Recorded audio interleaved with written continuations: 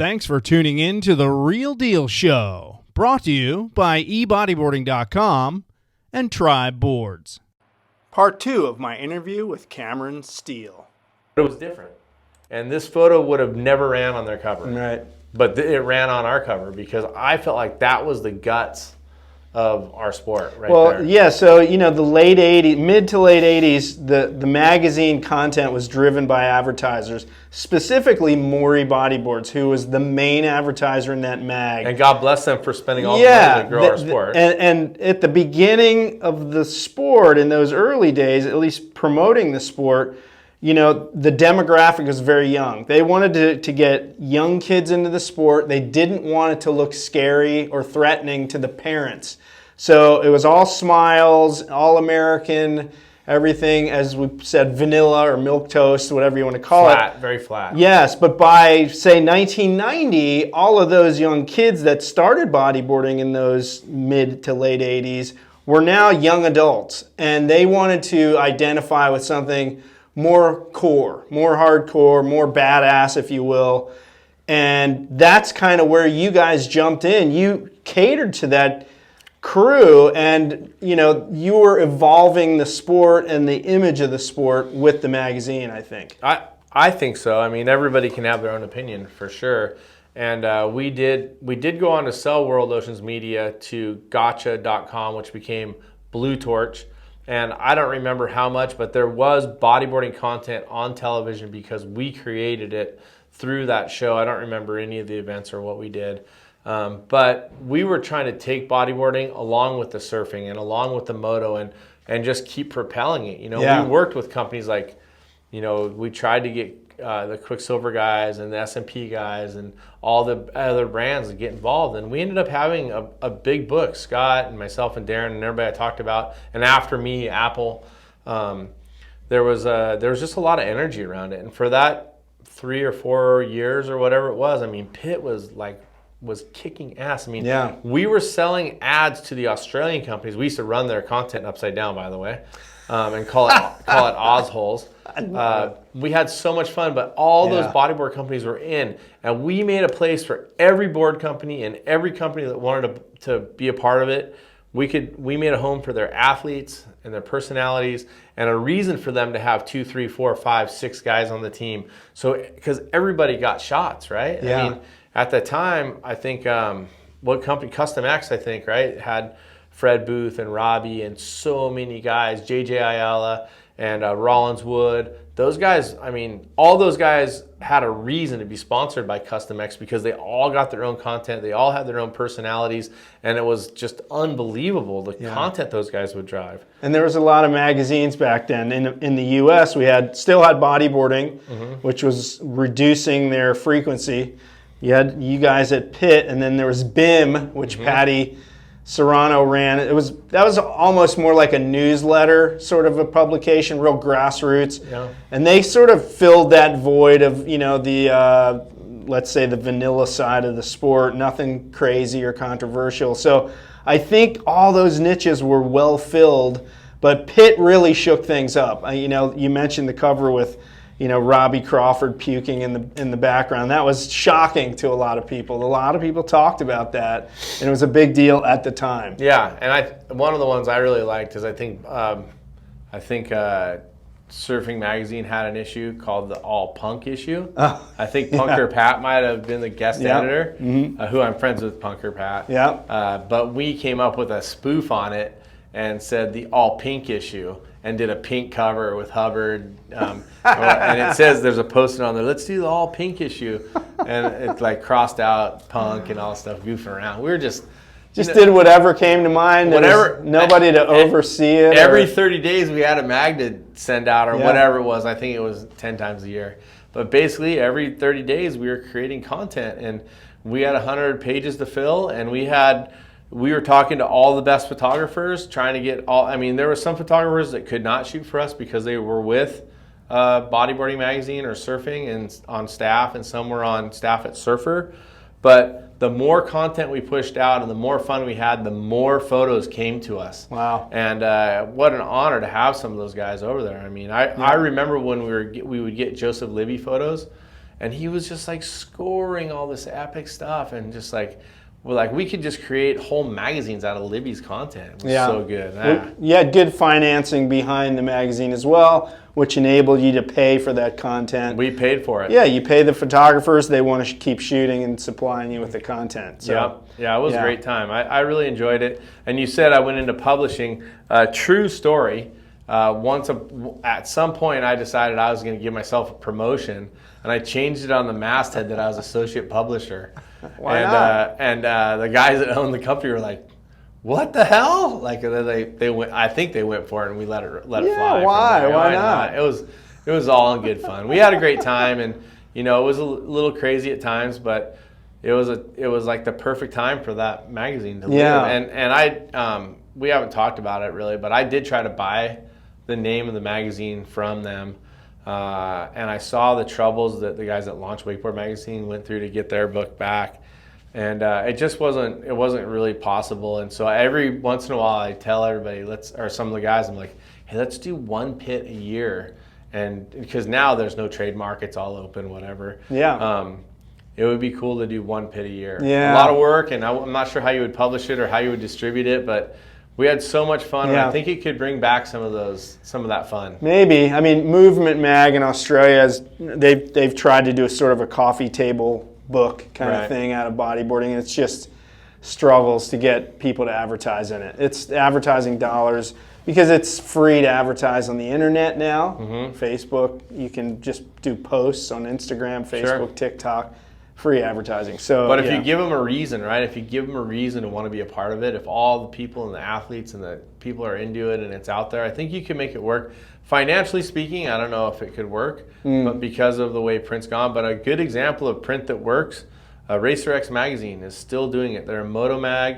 They are still a fat book with tons of advertising, and that's because they propel the sport. They're tied in. They're friends with the athletes, they're friends with the companies, and they keep doing a good job telling the story. Now they're not like hardcore like crazy, but they have a lot of great stories. And Davey Coombs, who's the figurehead there and the boss, he does it. I mean, that's a prime example of a magazine for a sport that works perfectly. Well, and it could be done. Okay, you're the man to do it. I don't know about that. Okay, well that's a good. We're talking about segues. Cameron is very good at this because he's a TV announcer, and he's a very prominent one. If you've ever watched moto on TV, off-road racing, or even some other sports, which we'll ask Cameron about, X Games. You've seen Cameron Steele, heard his voice doing hosting, co-hosting. Talk about how you got into the world of broadcasting. Well, I was at Pitt, and so now I'm thinking about the years, right? So it must have been earlier, because in '98 I was working for Gotcha.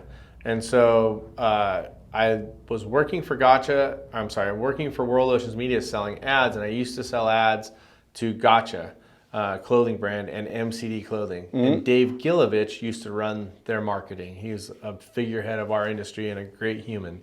He went on to run Surfline, and I think he still might be. He's still there. Still at Surfline. He's one of those top 5 legends in our sport, I think. That propelled our sport. Not just bodyboarding, I mean surfing in general. But he was going to leave, and I think that somehow or another he convinced MT, Michael Thompson, who sadly has passed away, that maybe he should consider me for that job. And I was like, I was really nervous when I first talked to Michael. Michael Thompson's this legend, like one of the forefathers of surfing history, sport. And he wanted to hire me, and so I went over there and started working for them, and I started telling them some of the ideas and different things we could do. And freestyle moto was starting to pop. I was still riding kind of professionally, and note, I was never that good. I was always a little older than the guys, and I was always a little bit scared. But in '98... Hold on, sidebar, how many bones have you broken? Lots. I couldn't count them. I never counted them, but dozens. How much metal do you have in your body? Not much. I have 2 plates and 11 screws in my left arm, and that's all the metal I have in there. Good Lord, man. Anyway, sorry, I got off track. Just had to mention that. We had an opportunity at MCD to sponsor the first ever freestyle motocross competition for ESPN. Wow. X Games qualifier. This is in '98. And we made the commitment to do it. MCD, free ride competition, Orange County Fairgrounds. And I signed up as a rider, and I was hanging around, and the promoter came by. He's like, hey, you know, like I talked to a couple of guys, and they said they think you could do like be the announcer. Like you talk pretty good. I was like, okay. Well, first of all, I'm thinking like these guys maybe think I run my mouth a lot. My nickname was Flapper when I was younger because you ran your ran mouth. my mouth a lot. But we used to do some announcing at the Bud Surf Tour together. Yep. So I knew you had that skill in you. So they obviously recognized that. Yeah. So true story. I showed up like at 4 o'clock. The event's at like 8 or 7 or whatever. Like 30 minutes before the show, I'm like kind of thinking someone's going to give me some instruction. This guy walks by. He's like, hey, you're the announcer, right? I'm like, yeah. He's like, here's the microphone. Don't drop it. That was pretty much it. But somewhere along the lines, they caught me on camera, and some of the other crew who used to do Dynacom, who used to do the pipe contest, they were shooting it. Okay. And so they got some of me on camera, and they sent it to ESPN and said, hey, what about using this guy as a commentator? Because there was no expert commentator yet, because the sport's brand new, ESPN's first show. They're like, okay, let's use him. And so I went and I did the voiceover with Todd Harris. Yep. And Todd's a great commentator, made it easy for me. And you know, right away from there, they're like, okay, well, that was X Games qualifier. Next thing I know, ESPN's like calling me and saying, hey, we want you to come out to Bristol, Connecticut and do a tryout for X Games. Wow, a tryout? Yeah, so all the announcers that they wanted to have on the shows back then went to a test. Yeah. And it was a 3-day test, as I remember. And I flew in and everybody did a preliminary 5 or 10 minute call where you're in an announce booth, you're calling an event off a TV screen, the producers are talking to you in your ear, you're talking back. Like, so they're testing to see if you can talk while they're talking, and you're commentating. And you're not distracted. Right. Sure. So anyway, they did the first round, and they're like, hey, Cameron, you can go home, you're good. I'm like, I thought I was fired. Yeah. Like, no, you're good. You're good. You're in. Okay. Wow. And so I made it in, and so that was 99 X Games, and I commentated for, I believe, every summer X Games through 2015, and then I missed one for some other reason, my reason, but I stayed with it all the way through Minneapolis, maybe 17. I did the World X Games in 13, and I don't remember when it ended up changing, but I still technically am an X Games commentator because my shows, Ripped Cabo and Trail Emissions, are ESPN properties, and they're partnered with World of X Games. We've been there for 9 years. So I pitched them on racing and off-roading and different stuff while I was still there and made that transition. So actually when we were at Circuits of America, I think in 17, they were doing promos for my shows inside the X Games. Wow. Yeah, it's pretty cool. Yeah. And they had me do they had a rain delay, and they're like, hey, let's do a promo with Cameron. And they had me come up and do it with Ryan Briscoe's wife. Now I can't remember her name. But yeah, it was really cool. And I went on to, I commentated freestyle motocross. I worked on supercross for maybe 7 years. Wow. Did motocross. I did surfing. I worked on the X Games surfing, which didn't go that well because the bosses wanted me to commentate very high and like with lots of energy, and surfing doesn't really mesh with that. And I don't think the guys that owned, I don't think Gurr and those guys dug the commentating. But anyway, it was short-lived at X Games. But I've also done snowboarding, and then I moved on to auto racing, and I worked at the Champ Car World Series and IndyCar Sub-Series, and traveled around the world. I was doing 100-plus shows a year. Wow. And traveling quite a bit, and eventually I got to the point where I got offered a job at Lucas Oil doing about 80 shows a year, so I started cutting back on my other work because I didn't really want to travel anymore. I had enough. You know, I've been traveling since I was 16 or 17 bodyboarding. Yep. And it never stopped, and until I'm still doing it. I was just in Wisconsin this weekend commentating, but I'm blessed to have it. But at some point, you just get tired of the airports and the airplanes and the meetings and all the stuff, and so I just started scaling it back. And then in 2018, Lucas Oil fired me, they got rid of their off-road series, and I lost that job. And I was like, all right, I'm just going to focus on my own content and doing the stuff I do. So we've owned a production company since 2009. And what's it called? It's Desert Assassins. Everything we do is branded Desert Assassins. So we do media, we do events, we do marketing, we do content, we do adventures, and we race. And I'm going to put links to all this if you're watching on YouTube in the description below, by the way. So yeah, I've been super fortunate to be able to do all those things. And the media thing just kind of took off. It was a natural for me, like just speaking without like having to overthink it and being able to bring that information back. Like, I'm not the best statistician, easy for me to say, but I can tell you what's happened in the sport and when they won last and all that, just off the cuff without doing research. Well, you're kind of a color guy because you know all the players in the world that you're announcing, which is why they brought you in, and you can speak well. You know the history of a lot of these guys that are competing, and so that's. I like to think a lot of the reason they kept me around is because I made everybody else's job easy. They would tell me what we're doing, and I would do it. Like if you do an on-camera stand-up and it takes you 25 takes, like the person holding the camera, the sound engineer, the director, whoever, everybody's like exasperated and tired. Sure. But if you can hit it in 1 or 2 and just keep hitting them, like the other day, Ken Stout and I did 8 stand-ups in like 8 minutes. Yeah. For 8 opens of TV shows, and it like just like rolled and was done. Yeah. And make everybody's job easier. They want you to come back. Sure. That's how I see it. So and work at your trade. You know, Yeah. I always wanted to go, and when I go, I make sure that I'm going to do a good job. Yeah, I hear you.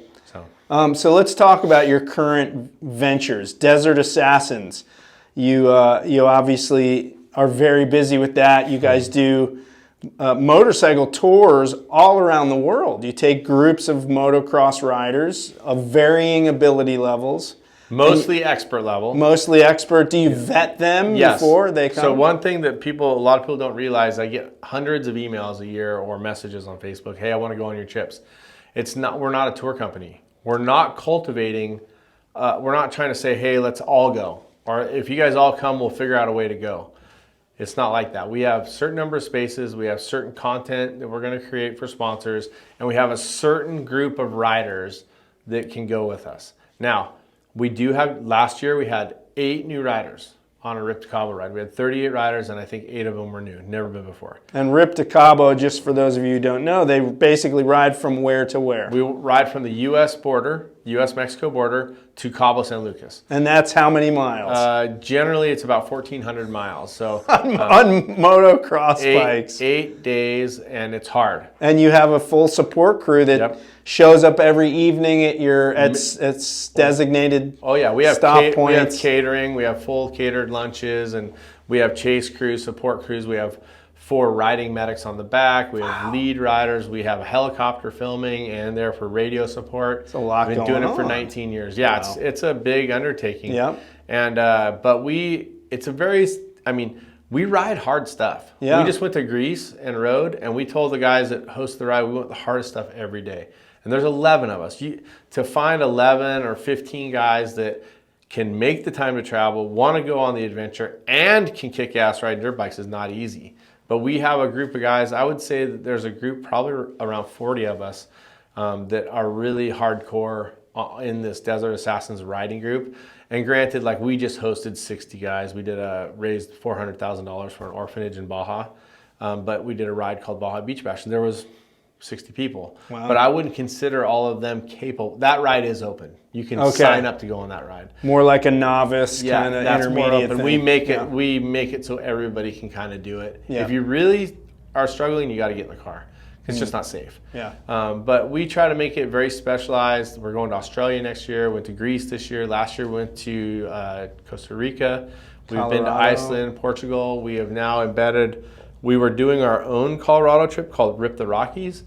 I did that for 6 years, and this year we embedded in with a group called the Colorado 500, which is a charitable org, and they've raised a couple $1 million for the kids of Colorado over the last 47 years. Wow. And I'm like, why wouldn't we can still ride our own ride. We design our own ride, but we just use their infrastructure for housing, for hotels and meetings and permits and all that stuff. It's really pretty cool, but we've been fortunate to be able to, for me, my goal has always been to be professionally unemployed and professionally be able to do what I think is fun. Yeah. And so whether it was bodyboarding or motorcycle riding or off-road racing or adventure trips or Freak Fest or whatever it was, everything I did, we've tried to make that into our work, our lives work. But your passion the and passion your work. to share, and that's where our Baja HQ, which is our off-road shop in San Juan Capistrano, the tag, share the stoke. That's true. I mean, no matter what we do, we want to share the stoke. We want everybody to have the vibe. And that's what we preach that. We'll touch on trail emissions, because that's exactly what you do with that. Yeah, trail emissions is a truck trip. Generally over the last decade, we've been doing Rip to Cabo for 19 years. And the truck trip we did for 10 years. This year, we did UTVs with Can-Am and BF Goodrich and Monster. And next year we're going to do trucks and UTVs at separate times. But the truck trip, the idea is we use our expertise of everywhere we've traveled in Baja, pick different routes, we go see the missions. For those who don't know, the Mission Trail started in the late 1600s in Loreto. A lot of people learn through California history that the mission started in San Diego. Not true, it started in Mexico. And the Spanish missionaries went all the way up the west coast of California. And so we go back, and in Mexico, a lot of that route is still drivable in the dirt, or hikeable, or motorcyclable. And so we go back and visit that and see these missions in these, I mean, very remote locations. There's some places that people really can't go to. Wow. And it's really fabulous. Some of them you can drive right up in front of on the pavement, and have ice cream from the square. But it's got, every one of them's got a different flavor. But we share with the families and the kids. And we try to make it very family friendly. Even our Rip to Cabo ride, which is all guys riding hardcore, but there's 100 people in their families that come down and join us for the celebration, the welcome. And so it's family thing is huge for me. I have 2 kids. Yep. And I've been able to share that stoke with a lot of people, whether it's motoing, mentoring, bodyboarding, and it's just been a lot of fun. And so that's what I've made my life's goal, is to share that vibe with people. And it's been spectacular. And people can watch the Trail of Missions is on YouTube. Yep, we have our own YouTube. Yep. We don't have a ton of followers. We've mostly proliferated other people's YouTubes over the years, and, Yep. and our YouTube was just a way station for our content as live. Yep. But now we're promoting it a little bit more. But yes, all of our Rip to Cabos, our Trail of Missions, our Baja Beach Bashes, the international trips that we create content for, our racing content is all either on our YouTube or on our Desert Assassins Facebook or Instagram. Okay, and again, the link at the bottom if you're watching. No on website. YouTube. We got rid of the website. Wow. Yeah, it's just, to be honest with you, it was more trouble than it was worth. Huh. We got a lot of people reaching out to us and going to it, but to keep it updated and everything, like you would constantly have like people asking them, well, that photo's old or this or that. I'm like, so we just do social, and we do have a Baja HQ website. Okay, yeah, for but your shop. No Desert Assassins. Desert Assassins lives in the media world, and we're kind of over the whole website thing. Yeah. Yeah, we shit canned that like 8 years ago. Wow, amazing. Yeah. So you've shifted all of your focus to off-road, and you've reached the pinnacle of the off-road world, and you have such a deep relationship with Baja California. You are a Baja 1000 winner. Talk about the win. I'll drink to that. Talk about that, man. What year was that? In 2018, we were fortunate enough Just to a win. few years ago? Win 5 the years overall four-wheel vehicle. It's a life's goal for my family. You know, my dad started racing in '71, and our family's name wasn't on the overall winner. And for me, it was a goal I really wanted to achieve. And we were second in '17, and I was going to retire. I had my wife and my daughter fly down, and my dad, and I was going to quit on the podium. I was convinced we were going to win, by the way, in '17. And we were going to quit, and I was like, so we got to the finish line, realized we were second. My wife hands me my daughter. I have like 45 seconds between taking my daughter and going to the podium where they're going to interview me in the truck. And so I just recalled all this time that I spent with my dad racing and being in the desert and seeing him excel at a sport, and it gave me passion to share and do the things so if I quit racing right now, all this is going through my head, my daughter's not going to get to experience any of that. Yeah. So I just went up there and said, we're going to win next year. Snap decision. My wife thought I was retiring, and I didn't do it. And we came back and won the next year. Wow. Should have retired then. Yeah, so you didn't. Did not Once retire. you won it, you didn't call it quits. No, but, and true story, since that time, we've been the most consistent top 5 team in Baja 1000 races. Wow.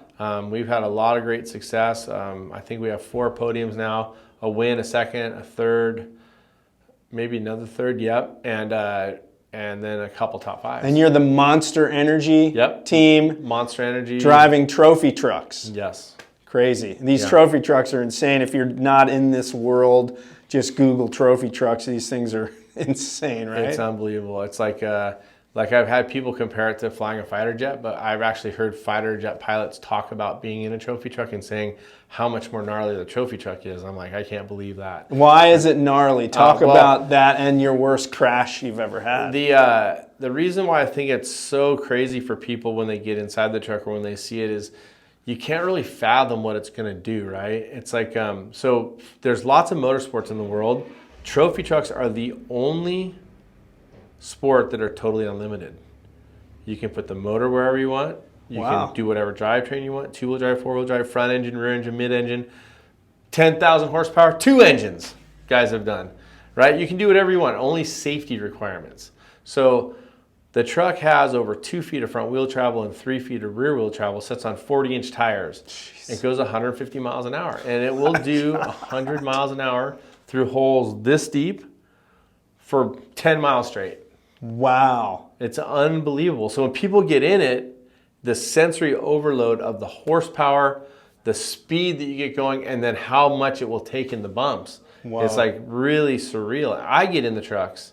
I mean, I've been racing trophy trucks for 20 years, and I still get in there and I shake my head. I'm like, I can't believe that we get to do this. I mean, do you feel every bump when you hit these? Yeah, people think it's like riding a big couch. If you drive the truck at 75%, it is like a big marshmallow. Yeah. But if you're driving it at 90%, it's rough. It's hard on your body. Yeah. So you got to kind of, for me, try to stay in decent shape. I'm within more or less 10 pounds of the weight I was when I was bodyboarding, if you can believe that. When I graduated from high school, I was in the high 180s, and now low 190s. Now I'm in the low 200s. So I'm kind of in that zone. I need to lose 10 pounds every year. I say the same, but I did make it to 50 under 200 pounds. So that was pretty good, yeah. I'm not fit like you, but I've been super fortunate to be able to do all the sports I want to do. And the off-road racing is my family's legacy at this point. Bodyboarding is not my legacy. I love bodyboarding. I love X Games, not my legacy. It was a chapter in your life. Yeah, they're all still parts of my life. Like just last week, I went to Cabo with Manny Vargas and Reale Reeves, and went to the Cabo Freak Fest that Manny runs, and it was great to reconnect. I love our sport. I went to Tabarua with you guys, which was the best trip of my life, I think. It was really amazing to see the surf and spend that time. So I'm still connected with our sport, and when people ask me, do you surf? I say, yeah, I surf. But where do you surf? I surf at T-shirt. I bodyboards. I sat next to a kid the other day on the airplane. He was coming from the World Qualifying Series surfing, and he had San Clemente sweats on. I'm like, yeah, San Clemente, huh? He's like, yeah.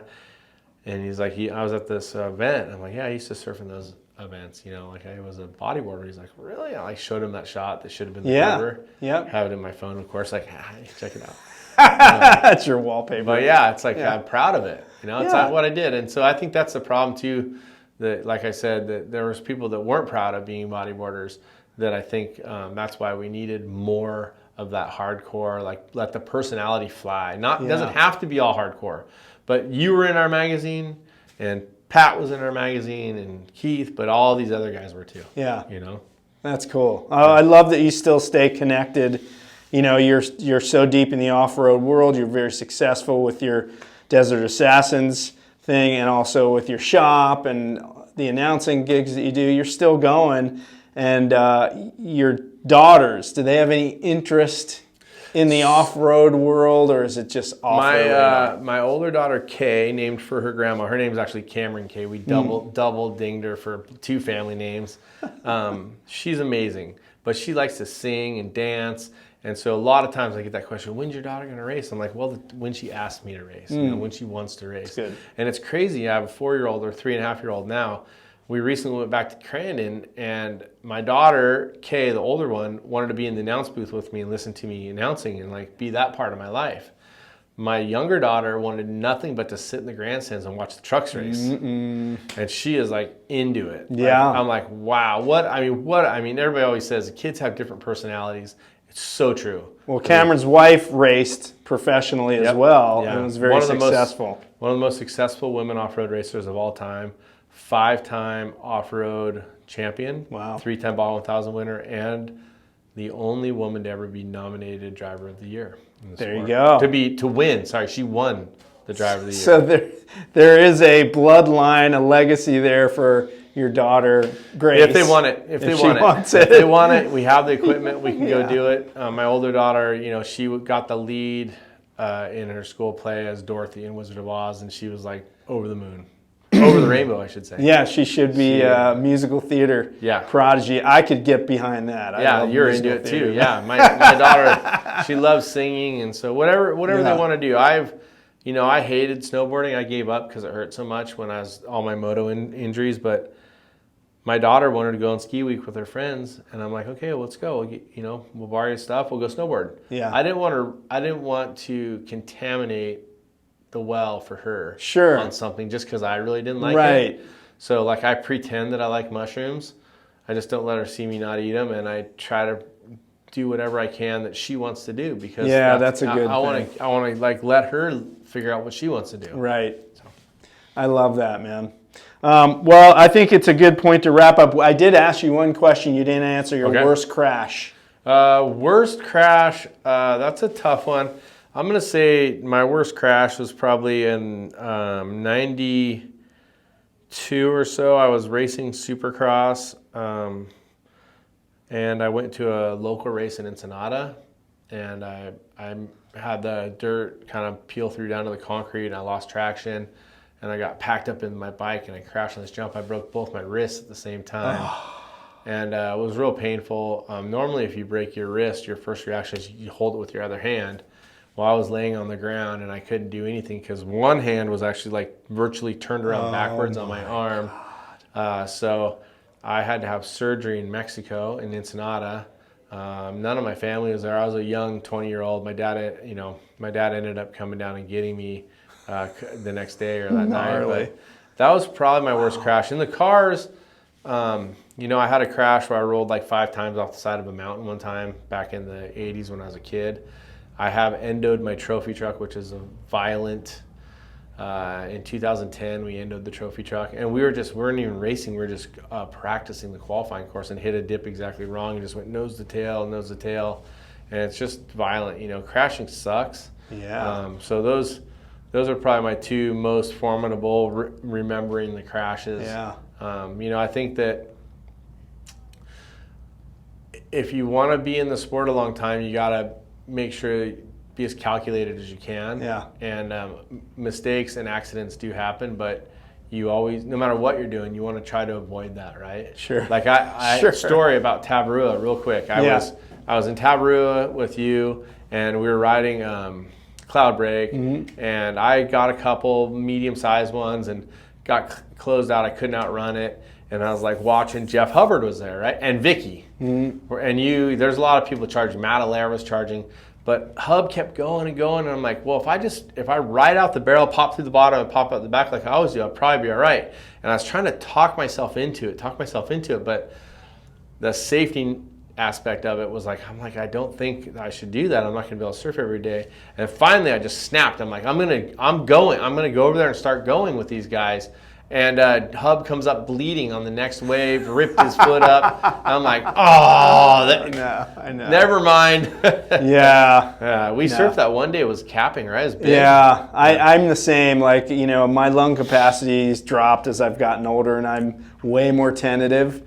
I just don't like getting held under for long periods of time. No one likes it, but it scares me, man. It's just the worse my lung capacity gets as I get older, the more I am concerned about that. Yeah, speaking of concerned, I never wore a leash ever in my career. At Pipe, I wore a leash one time when it was gigantic. I wore a leg leash. But in my whole career of bodyboarding, no leashes. Free surfing contests, whatever. And when I went to Tabarua, I put a leash in my board. Yeah, well, if you lose your board there, you're screwed. It's really hard to retrieve it. Yeah, I didn't want to swim without my board. Yeah, and not just that, but if you lose your board, you're out 1.5 miles out to sea. Yeah. So it's a nightmare to try to get it. Did Caven wear a leash? I don't know if he did. That's a good question. I don't think he I have to did. look at the pictures that we have to see. That would be In interesting. case you guys to are know. wondering, he didn't ask me, but the greatest bodyboarder of all time is Kevin Nakamura. I was going to ask you at the end, who were your biggest influences as a bodyboarder? Keith for sure is the biggest influence. I think he was the greatest person for our sport, hands down, all the way around. He was a great rider. He's a great personality. He promoted his sponsors while he won contests, and he took a ton of riders and helped push them in the sport. Me, you, for sure. Roach, Yep. Kainoa. I mean, you name him. Yeah. Keith took him under his wing and said, let's go, and tried to help everybody. Yep. So I think Keith is the greatest person in our sport overall. Yeah. Now, Keith's a drop knee rider, and I can appreciate that. Not my gig. Right. If I was going to pick one bodyboarder that I wanted to watch ride every single wave, it would be Kevin. And he was on our trip. He was on our trip. Kevin in Tavarua. Kevin is an amazing talent. He's very soft-spoken, and he's fit, and he's a waterman, and he can lay down the turns. And so I always appreciated Kevin surfing. And T-Street wise, I never would want to admit it when I was younger, but Tom Prince's turns are unbelievable. The guy, I don't know how he carves like he does, and every time I want to do a turn on my bodyboard, I'm like, I've caught myself switching hands before, which Tom would never do, and so I never switch hands, and neither would Kevin, right? You just got to carve and lay it down. Never look at your spray. I always wanted to do it like Kevin and Tom, and those guys were just so smooth and polished prone riders. I really looked up to both of their riding ability. And they still are good. They still are some of the very best in the sport. For sure. After all these decades, still ripping it up. Isn't that crazy? I know. Well, any final thoughts, Cameron, before we wrap this up? Because, you and I have a long history. We touched on some of the most incredible highlights of your career, both in the water and on 4 wheels and 2 wheels.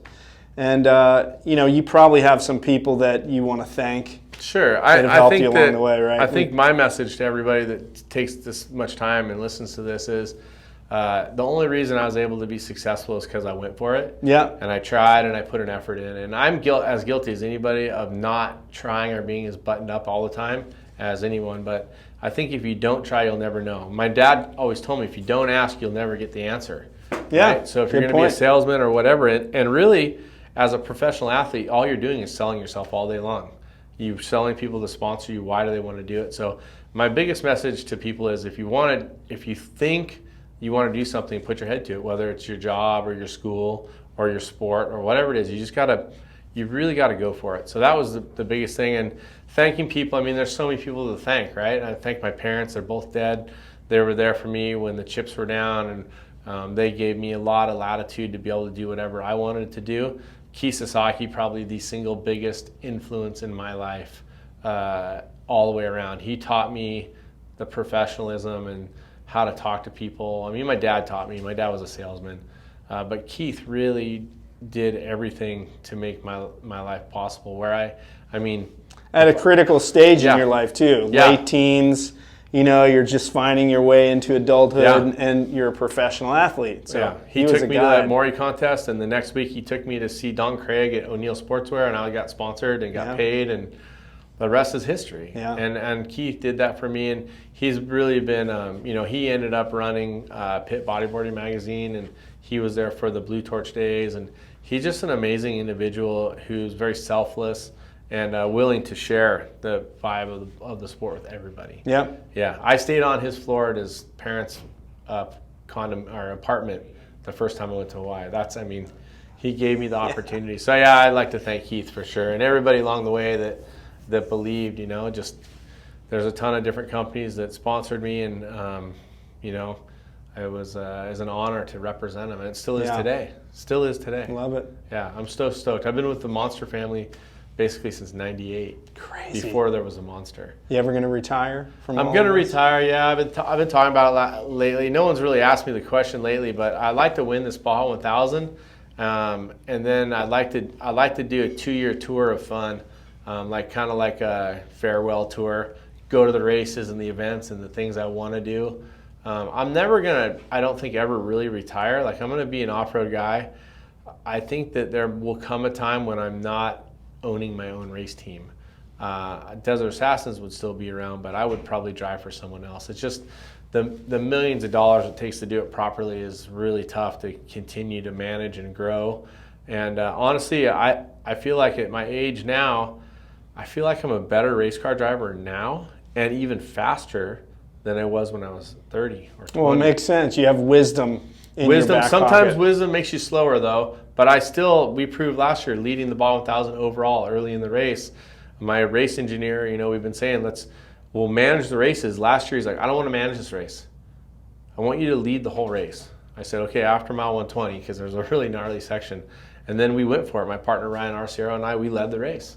And it led to changes in our truck, and we haven't had a great year this year, but I really think we're in a good spot to win this Peninsula run. We're the only team that has been on the podium for the last 3 Peninsula runs, which dates back to 2014. So wow. 14, 17, and 21 were Peninsula runs, and we're the only team that's on the podium all of those races.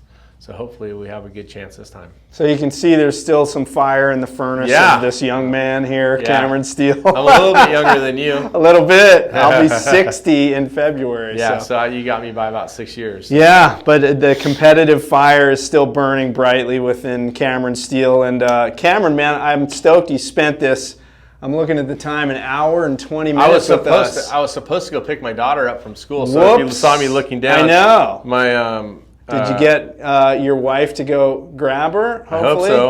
I hope so. But we might have to split this one into 2 parts, folks, so we'll see how it plays out as I go through the edit process. But one of my old buddies from here in San Clemente, I appreciate the time. Thank you for everything you've done for the sport. Oh, sure. eBodyboarding, and for all, you were the face and the personality of the fun sport of bodyboarding.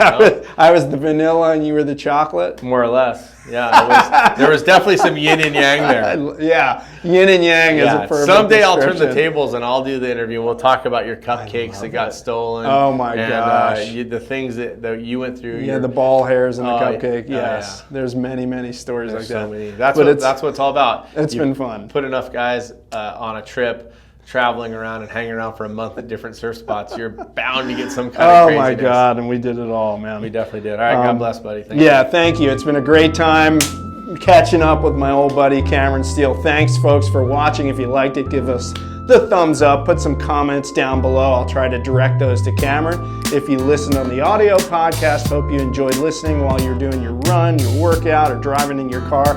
And folks, I always sign these off the same way. You know how it goes. I'll see you in the surf.